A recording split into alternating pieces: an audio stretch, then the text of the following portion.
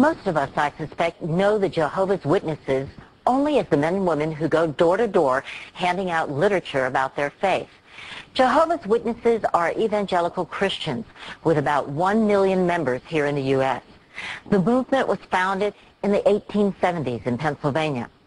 Jehovah's Witnesses believe in the Bible as the literal Word of God.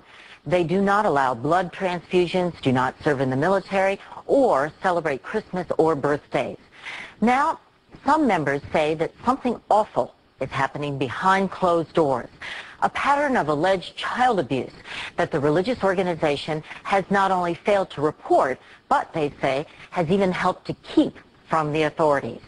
Tonight we'll introduce you to two young women who say they've been victimized by a Jehovah's Witness member. Joining us from Minneapolis to tell their stories in the first person are Heidi Meyer and Amber Long. Also joining us is a man who's tried to bring together alleged victims of abuse within the Jehovah's Witnesses. He's William Bowen, once an elder within the congregation, who resigned his position 2 years ago in protest against the way the group deals with suspected abusers. Welcome to all of you. Now, Heidi, you were 10 years old when you were first abused. What happened? The man who abused me was a Jehovah's Witness. He was a Jehovah's Witness in my congregation. His name is Derek Lindola. He was a friend of the family. He was friends with my brother, and I was friends with his younger sisters. And whenever the opportunity arose, or whenever he created an opportunity, he would pull me aside and molest me any chance he got. How long did this go on, Heidi? Until into my 13th year, just after I turned 13. All right, and you reported this to the elders and the Jehovah's Witnesses, and what happened? When I was 15, I went to the elders with this, as we're instructed as Jehovah's Witnesses to do, and I spoke to them in the hopes of discontinuing this problem and that they would step in and take care of this person. Did they?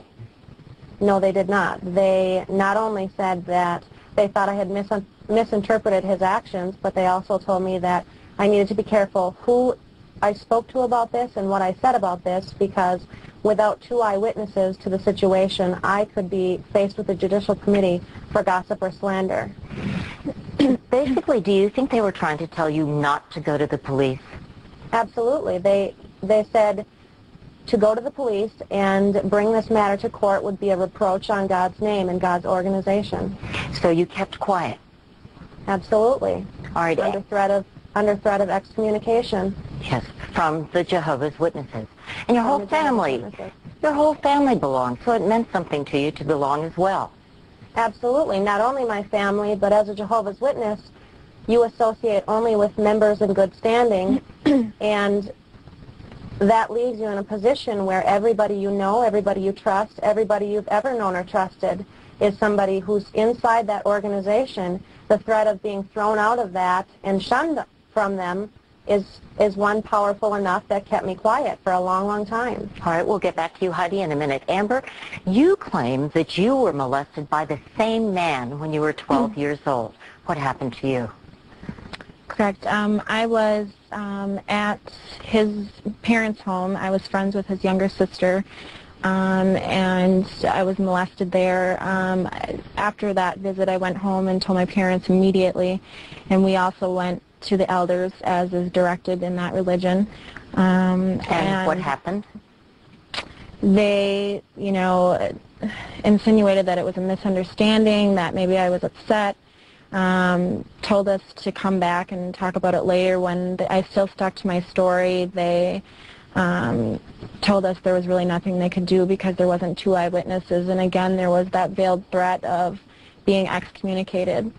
And all my life growing up after that, they made insinuations to the fact that perhaps it was something that I had done that warranted the abuse. All right. Amber, we'll get back to you in a minute. Bill, you've gone so far as saying that you believe that the Jehovah's Witnesses is a pedophile paradise. Are you exaggerating? I know you've investigated, but I think one would believe that you might be exaggerating here. I've spoken to over 5,000 victims of abuse, either through email or direct phone contact. I have an abuse hotline that rings into my home, and I get calls every day. All these people are abuse survivors that tell the same story as Amber and Heidi do. That is, that they went to the elders and they were suppressed. They were covered up. It's a common thread. Yesterday, I got a thread or an email from a young girl, 15 years of age. She went to the elders. She said, I am just like Heidi. And after seeing the recent media, I am angry that they would do this to me. And that's what most of these young ladies are. They're angry that they were abused and re-victimized by the policies of this church. Were you intimidated by the Jehovah's Witnesses?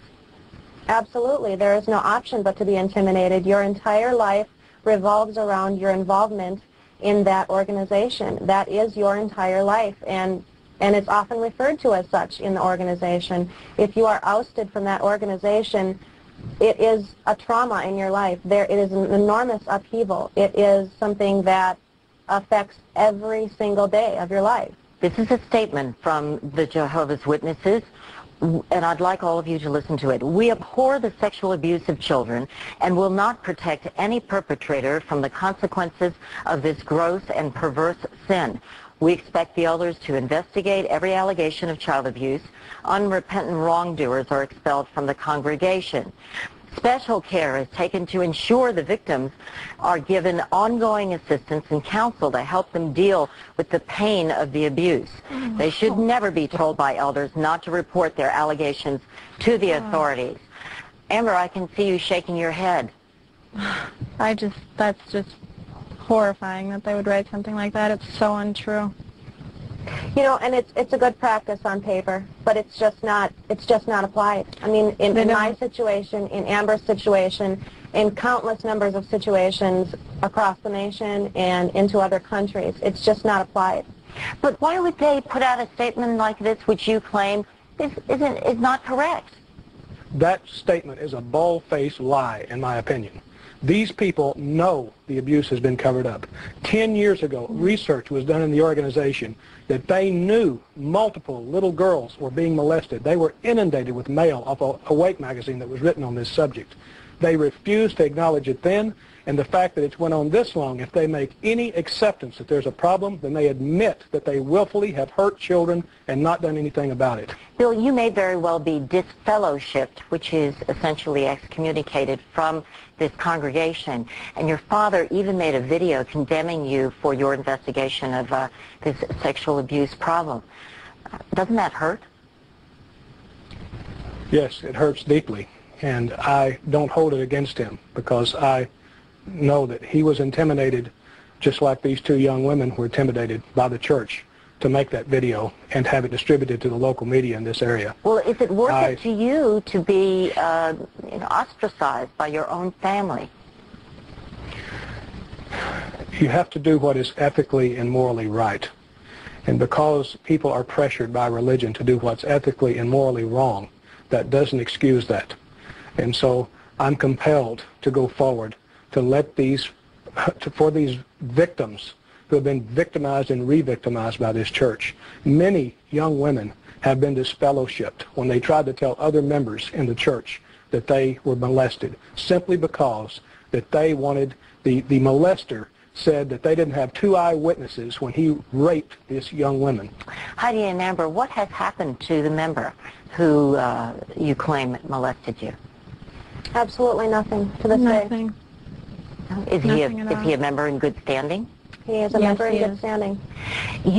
Both of you may very well be disfellowshipped.